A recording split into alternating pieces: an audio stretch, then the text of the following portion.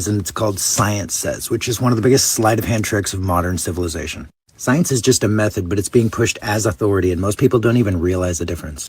People hear science says and then immediately surrender their own thinking, and that's because science is being framed as an institution instead of just a process. And institutions eat sovereignty for breakfast. The problem here isn't science, which is just expressed curiosity through disciplined observation. Real science is a relationship with reality that's pretty humble. It's testable, falsifiable, and is always asking questions to disprove itself. But what we're all witnessing isn't actually science, it's scientism, which is a religion built around the appearance of science. And what happens when we all defer to science says? Science becomes a form of priesthood when most people don't read the studies. They just read the headlines, new study shows, and blindly trust a journalist summarizing a press release that was written by a PR team funded by a corporation. And the entire chain is hearsay dressed up as truth.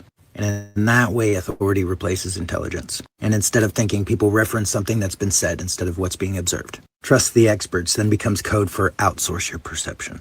And now funding becomes truth, because if you can control the funding, you can control the research. If you can control research, you can control messaging. And if you can control messaging, you can engineer belief. And belief drives behavior, behavior drives markets.